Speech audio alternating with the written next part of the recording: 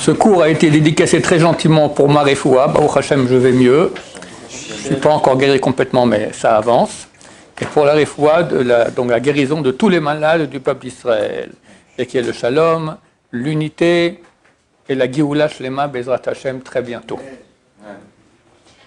Quelqu'un m'a dit hier qu'il y a un admor, un dirigeant d'une chassidoute, dont il a oublié le nom, mais elle commence par Ain, je ne sais pas c'est laquelle, qui a dit que si on mérite Mashiach bien dans quelques semaines, si on ne mérite pas, il vient jusqu'à la fin de l'année. Pas l'année Goy, là, 1er janvier, l'année juive, d'accord, Rosh Hashanah, Bezrat Hashem. Pardon? Rosh Hashanah, c'est quand? Rosh Hashanah, c'est en septembre, début septembre, voilà, une chose comme ça. Il y a 10-20 ans, quand j'étais à table à Shabbat chez moi à la maison, j'expliquais à mes enfants une chose, ça fait des bagarres terribles. C'est écrit que Moshe Rabbeinu, il mesurait 10 amas. Une ama, c'est 48 cm. 10, ça fait presque 5 mètres de haut. Donc s'il rentrait là, il devait se baisser pour rentrer. Et Pharaon, il faisait une ama. Parce qu'il paraît qu'il était touché. 48 cm. Et sa barbe était plus longue que lui. Donc il avait soulevé la barbe pour ne pas marcher dessus. Donc moi je lui parlais comme ça et Pharaon lui parlait comme ça. Je leur ai dit, c'est bizarre. À mes enfants, arrête, c'est pas comme ça. Quand la Torah dit que Moshe fait 10 amas, il fait 10 amas. Et quand Pharaon fait une ama, il fait une ama. Mais de qui on parle? On parle du corps de Moshe ou on parle de Moshe? De Moshe. De Moshe. Bravo Ilan, c'est certain. La Torah, elle n'a rien à faire du corps. Corps, c'est rien, c'est un moyen que tu as de déambuler dans ce monde. Mais ce qui est important, c'est toi. Et surtout pour la Torah. Le mot Goy, ça veut dire quoi le mot Goy? Goy, ça veut dire peuple, mais ça veut dire aussi corps. Gvia. Gvia en hébreu, c'est un corps. Corps. Alors pour le Goy, l'essentiel, c'est le corps.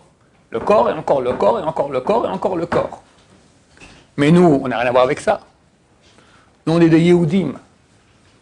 Dans le mot Yehudi, tu as le nom de Dieu. Tu as Yud et puis Hey et puis Vav. Et puis le Dalet et le Yud, tu mets le Yud dans le Dalet, ça fait un Hey. C'est Yud ke Vav ke.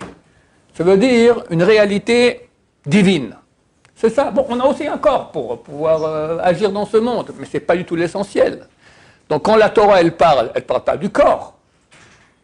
Elle parle de lui. Lui, ça appelle son âme, appelle ce que tu veux, je ne sais pas, mais c'est une réalité spirituelle.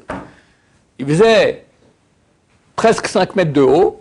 Je ne sais pas ce que c'est 5 mètres en spiritualité, mais c'est quelque chose, c'est clair. Et Pharaon était minus, 10 fois moins.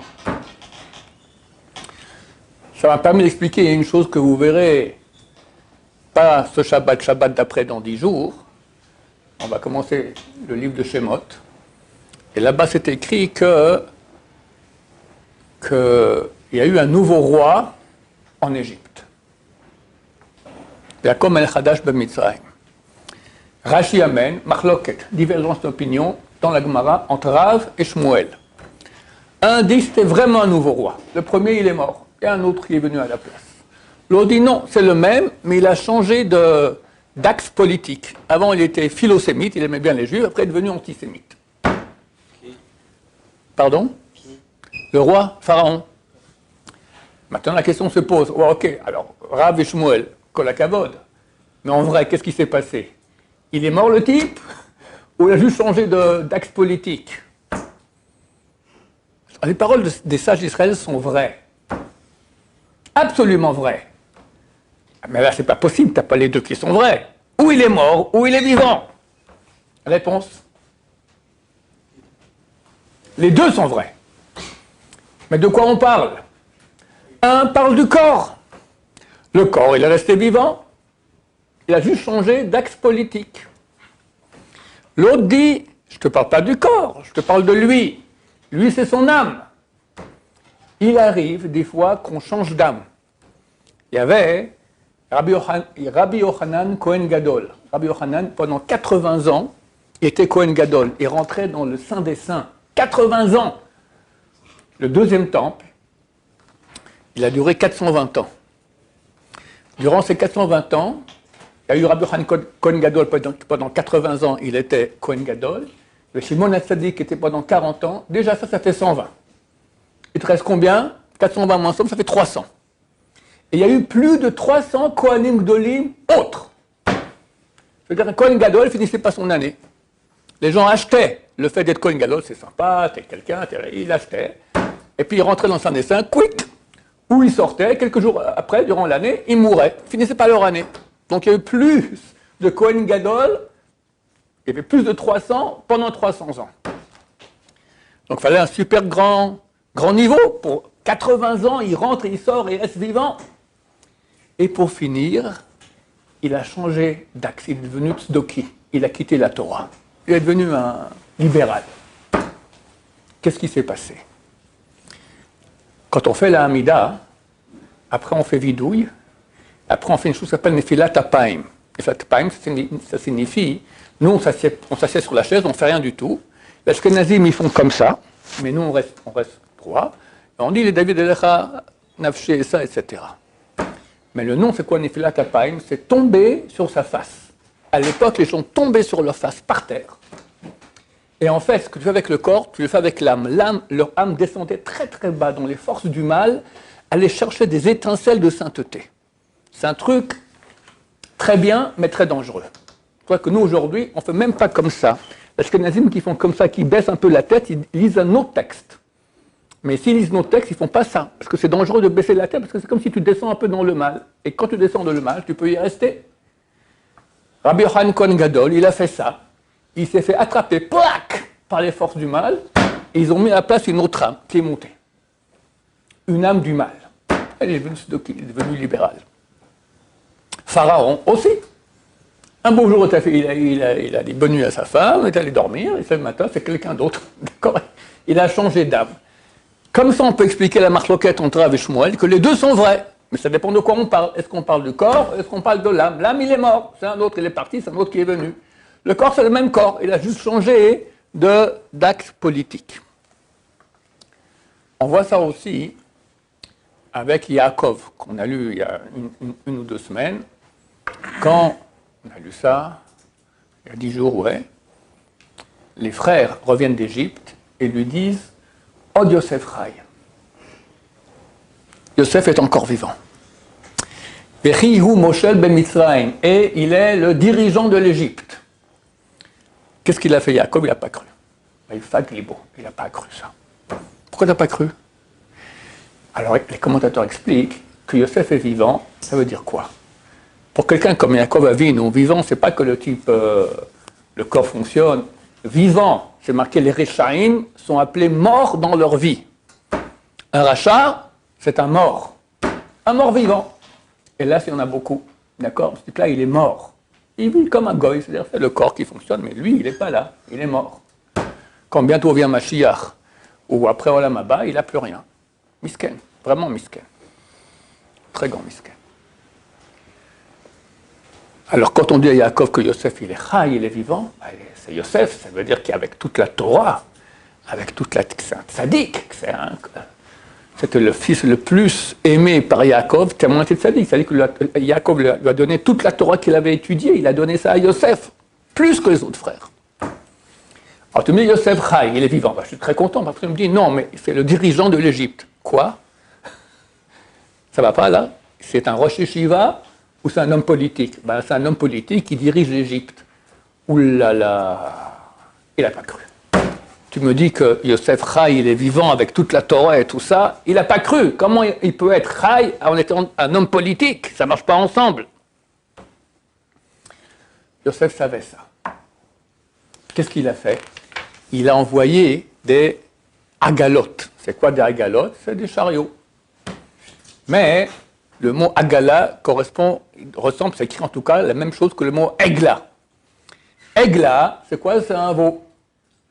Et on a une loi, egla haroufa, il y a une loi dans la Torah, que si on a découvert quelqu'un dans la campagne qui est mort, on calcule la distance qu'il y a vers la ville la plus proche, et les sages de la ville viennent, ils se lavent les mains dessus, etc. On l'enterre et on prend une egla et on la tue par la nuque. C'est une chose à faire pour qu'il y ait une kapara, pour qu'il y ait une expiation de ce mort au peuple d'Israël. Et Yaakov, lorsqu'il a dit à Yosef, va voir comment vont tes frères à Shrem. Yosef est parti à Shrem, après il était à Dothan et là-bas ils l'ont vendu. Ils étaient en train d'étudier le chapitre qui parle de Egla Haroufa. Alors Yosef savait très bien que son père, si on lui dit qu'il est le dirigeant de l'Égypte, il sera malheureux comme tout. Alors il a envoyé un signe pour dire, regarde, je n'ai pas oublié, ça fait 22 ans qu'ils sont passés. Et je me rappelle tout à fait qu'est-ce qu'on a étudié ensemble. Lorsque Yaakov il a vu les agalotes, les chariots, il a compris que c'était un signe que Yosef lui a fait, qu'on a étudié le chapitre de la Egla Haroufa, donc Yosef Rai, et là, Baruch Hashem, Yaakov il a cru. Pourquoi je vous dis ça? Parce que nous sommes la dernière génération avant que Mashiach vienne, c'est la pire. C'est la pire, c'est le plus dur. Le SRA se bat pour qu'on soit comme des goïms. L'essentiel, c'est le corps. Il faut bien dormir, il faut bien manger, il faut kiffer la vie. Et il y en a qui sont très loin de Torah, il y en a qui sont aussi dans la Torah, mais comme des goïms. Alors, on appelle ça mitzvot anashim melumada. Ils font les choses par automatisme. Ils viennent à la prière, ils sont devant le sidour. Il y en a qui lisent même pas. J'en ai quelques-uns ici à l'Yeshiva. Il y en a qui lisent, mais leur tête, elle n'est pas là. Et j'avoue, moi aussi, quand je lis Psuké des Imra, c'est très rare que je pense ce que je dis. Mais au moins la Hamida. Si la première bracha de la Hamida, on n'a pas pensé ce qu'on disait, on n'est pas rendu quitte. Il faut au moins la première bracha. Et Baruch Hashem, j'ai vu un sac de Rabben Sion, c'est écrit que quelqu'un est en train de prier sur la route, sur un chemin. Il voit arriver maintenant un chevalier goy. Et lui fait la Hamida, il ne peut pas bouger. D'accord? Si le goy le voit sur la route, il lui coupe la tête. Alors, il peut soit s'éloigner, soit il peut dire l'Amida très vite. Comment? Il dit le début de la première bracha, fin de la première bracha. Début de la deuxième bracha, il dit comme Baruch ata Hashem, Elokeinu melech avotenu, Baruch ata Hashem, Magan Avraham, Ata Gibor Olam Hashem, Baruch ata Hashem, Chayam Metim, Ata Kadosh, Shemcha Kadosh, Baruch ata Hashem, Makel Kadosh. Il peut en une minute finir toute l'Amida. De là, déduit la Rabben Sion que quand on te dit que la première bracha d'Amida, il faut penser tous les mots de la première bracha, c'est pas tous les mots, c'est le début et la fin. Et que s'il y a un chevalier qui vient, début et fin, c'est valable, alors au moins que tes pensées, début et fin, t'es rendu quitte. Ça va, c'est pas trop. Eh bien, vous allez travailler, commencer à travailler, chers amis, vous allez voir que c'est très difficile. Moi, des fois, maintenant, je suis très fatigué à cause de ma maladie, j'arrive moins à me concentrer. Baruch Hashem, je faisais ma Amida super bien. Il y avait un seul coin où ça n'allait pas. Baruch ata Hashem, Magan Avraham. C'est super. Le début, les premiers mots, tu penses que tu dis. Baruch ata Hashem, Magan Avraham. Je pouvais penser toute la Amida, sauf la truc, ma pensée, elle partait. C'était très dur. Le SRA, il se bat. Il ne veut pas que tu fasses ta Amida avec intention. Et si tu dis le début et la fin de la première bracha, c'est bon. Eh bien, je disais le début, oui, la fin, ça partait en vrille. Pourquoi je vous dis tout ça? Nous sommes des juifs. L'essentiel de nous, c'est Olam Haba. C'est la spiritualité. C'est ça notre vie. C'est pour ça d'ailleurs que les goïms nous haïssent. Parce qu'ils voient un peuple anormal. Un peuple qui depuis 2000 ans est en exil, il doit disparaître. Et tu restes, et tu pratiques ta Torah. Et qu'est-ce que les goïms nous ont pas fait pour qu'on quitte la Torah? On n'a pas quitté. Les seuls qui ont réussi à nous faire quitter la Torah, c'est les Israéliens. D'accord? C'est les pires. C'est le Hébreu, c'est marqué.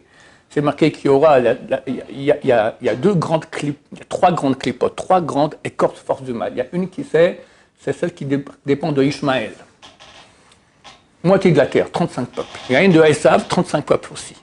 Abraham, le mérite d'Abraham, c'est contre Ishmaël. Le mérite d'Israël, c'est contre Esav, contre Edom, les Goïm.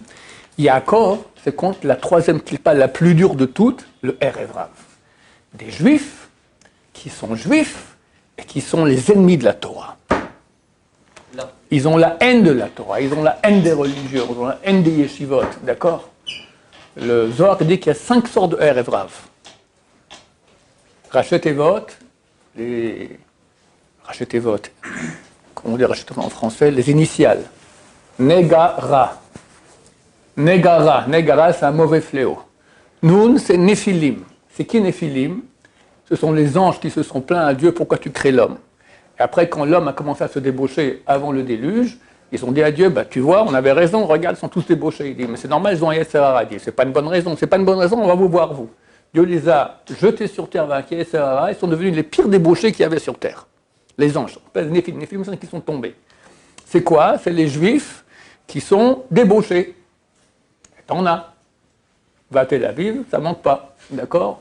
Des vrais débauchés. Natania aussi, je pense. Après, tu as Gimel, Giborim Anshechem.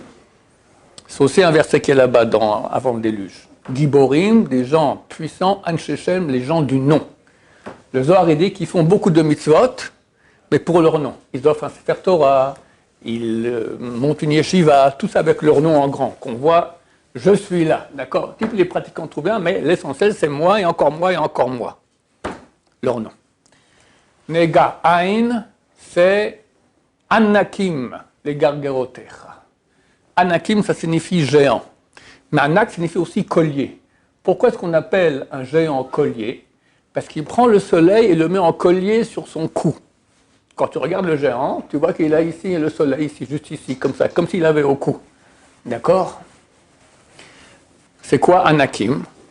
C'est marqué que les Talmidei Chachamim, ils sont comme un collier. Un collier, on doit le mettre à l'intérieur.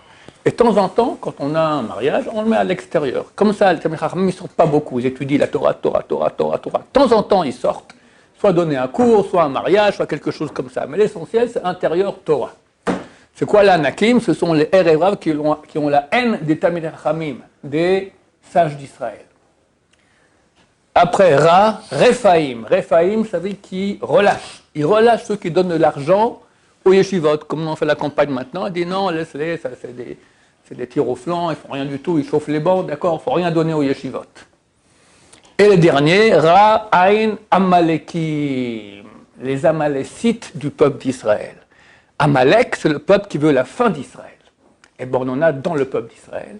Le Zohar dit la Géoula dépend des Amalécites. J'ai demandé à Rabbi Shimon Abba Shaul, c'est quel Amalécite dont on parle ici? Des Goïms ou des Juifs? Rabbi Shimon m'a dit des Goïms. Mais dans les commentaires, les traductions du Zohar, il y en a un qui s'appelle Matok Midvash, qui est un type extraordinaire, qui a traduit tout le Zohar en hébreu bien, il explique bien. Il amène au nom des commentateurs qu'on parle de Amalek, du peuple d'Israël.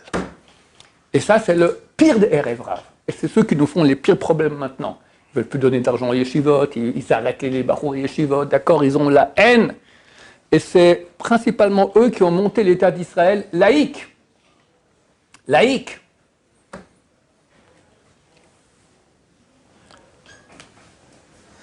On est en pleine bataille. Très bientôt, on va la gagner, Be'ezrat Hashem. Mais chacun de nous doit, un, se battre pour le bien du peuple d'Israël, deux, pour lui-même. Dans quelques semaines peut-être, ma chère, il est là. On va regarder, mon cher ami, t'es où? T'es au Olam Hazé ou t'es au Olam Haba? Tu regardes ton corps ou tu regardes ton âme? Et c'est une bataille très dure, parce que le corps, il a ses besoins. Alors on ne peut pas changer de jour au lendemain et dire, bon, j'ai plus de corps, je suis Moshe Rabbeinu, je vis là-haut. Non, mais commencez à travailler. Tu pourras dire à Dieu, voilà, j'étais sur la montée, donc je serai arrivé très haut. Même si je ne suis pas arrivé encore très haut, au moment j'aurais pu arriver très haut, parce que j'ai compris. L'essentiel pour moi, ce n'est pas mon corps, parce que mon corps, c'est goy, c'est rien, ça s'arrête après 70 ans, 120 ans. Mon âme, elle est éternelle. Je fais partie de ce monde éternel. Et l'essentiel, Baruch Hashem pour vous, c'est l'étude de Torah. Bien sûr, les midot dont on a parlé, etc. Mais quelqu'un, il y a un Zohar que je viens de voir maintenant, cité dans un livre. Il y a un verset dans Shir HaShirim. C'est Ilach. Imlot idilach hayafan banashim, c'est Ilach beikve atzon. Si tu ne sauras pas, la plus belle des femmes sort derrière les troupeaux. Le Zohar, il dit, si tu ne sauras pas, si tu n'as pas de la connaissance en Torah, Hayafa banashim, la plus belle des femmes, tu fais beaucoup de mitzvot, tu pries fantastique, tu fais du chesed fantastique, tu as des midot extraordinaires, mais Torah, wallo, c'est ilach, fiche le camp. t'as pas place à Olam Haba. C'est sur quoi la Torah? Hein? S'il fait des misotes, s'il y a des bonnes misotes, c'est quoi la Torah? Étude de Torah. De quoi je parle? Étude de Torah. Étudier la Torah. Qu'est-ce qu'on fait ici toute la journée? Mais étudier, c'est pour après faire des misotes. Non. Étudier, c'est pour étudier. Tu remarqueras que la majorité des choses qu'on étudie, 98% de ce qu'étudient dans les yeshivot, ça sert à rien dans la vie. À rien. Mais c'est la Torah, c'est la connaissance de Dieu, c'est la pensée de Dieu. Et c'est ça la réalité de Olam Haba. C'est le langage qu'on parle là-bas. Alors toi, tu viens là-bas, tu as fait beaucoup de mitzvot, qu'on la cavote. Mais Torah, tu comprends rien. Tu comprends rien. Alors, tu iras au grand chiour que Dieu donne. Tu viendras, il y aura comme un stade comme ça, tout le monde va écouter Dieu donner le cours, c'est fantastique, hein, un cours de Dieu en Torah. Tu comprends rien. Tu peux m'expliquer, là, j'ai pas le temps, là, j'écoute Dieu. Mais je comprends rien. Tu as fait quoi sur terre? Tu avais 120 ans pour étudier, tu n'as rien fichu, que des mitzvot. Et la Torah! Étude de Torah, c'est notre réalité. Sur quoi se sont battus les goïms tellement forts contre nous? Le plus la Torah. Ils ont compris. Actuellement, le Erev Rav qui a ici, contre quoi il se bat? T'empêche pas de faire la Brit Mila, t'empêche pas de faire Shabbat. Torah, ils ont compris que la source de la vie du peuple d'Israël, c'est la Torah. Et eux veulent tuer le peuple d'Israël, alors qu'on va tuer le monde des yeshivot, on va empêcher, on va l'armée, on va truc, etc. Plus d'argent, ils font tout pour empêcher le monde des yeshivot, parce qu'ils ont compris que c'est ça, grâce à ça, que le peuple juif, il vit. Donc c'est essentiel. Donc, chers amis, il faut investir, bien sûr, dans tout ce qu'on a parlé déjà, les midot, le chesed, tout ça, mais pas oublier l'essentiel, étude de Torah, investir là-dedans, apprendre, savoir. Comme ça, quand Mashiach vient bientôt, bah, tu peux discuter avec lui, c'est sympa, non? Il va faire quoi le Mashiach? Il va construire le temple, on amènera le sacrifice, mais après ça, il va faire quoi? Il va s'occuper de la technique politique? Non! Il va nous enseigner la Torah, et pas la Torah qu'il y a aujourd'hui. On va prendre chaque... Le Rabbi Sambachou, il avait dit qu'actuellement, ce qu'on étudie même en Kabbalah, Kabbalah, c'est l'intériorité de la Torah. Aujourd'hui, on étudie l'extériorité de l'extériorité. Il y a 4 mondes. On étudie le monde le plus bas. Quand Mashiach viendra, on va monter d'extériorité à intériorité d'extériorité. Après, on va étudier extériorité de l'intériorité. Et quand Mashiach viendra, au bout d'un moment, on va étudier l'intériorité de l'intériorité. Au point où les anges viendront et nous demanderont, Ka'et Yamer, comme ça dit Bilham le prophète, Ka'et Yamer, arrivera un temps où les anges viendront et nous diront, Ma Pa'al Kel. Dieu, qu'est-ce qu'il fait? Les anges viennent nous voir et nous demandent, Dieu, qu'est-ce qu'il fait? Mais t'es un ange. Ah, mais t'es un juif. L'ange, dans les 4 mondes, il est dans le 3e monde. Nous, notre source, elle est là. Actuellement, on est là. Et la Torah qu'on étudie, elle est là. Mais très bientôt, on sera là. Maintenant, qui peut arriver là? Celui qui a eu ça, celui qui n'a pas ça, il n'a rien. On va t'expliquer le sens plus profond. Qu'est-ce que j'enseigne moi? De Masachet Gittin. D'accord? Machloket, Rav et Rava, s'il faut, etc. Ok, nous on a le sens simple ici du corps. Mais tu vas rentrer dans les grands secrets d'Hachem. Je vais t'expliquer maintenant les profondeurs de ces choses-là. Mais si tu n'as pas appris le pshat, le sens simple, tu ne veux pas dans le sens profond, ça n'existe pas. Il faut le sens simple, après le sens profond. Donc, messieurs Bezrat Hashem, maintenant, il faut beaucoup investir en Torah, Bezrat Hashem, faire attention au mal qui est notre mal, surtout par la paresse. La paresse. Tu viens, tu t'assieds, tu ouvres la page, tu parles un peu de politique, après tu vas faire un café, après tu vas aux toilettes, après tu lis un peu, après tu recommences de nouveau. Faire attention, c'est dommage. C'est le mal qui veut notre mort. Et nous, on veut la vie. Baruch Adonai, l'olam, amen, amen.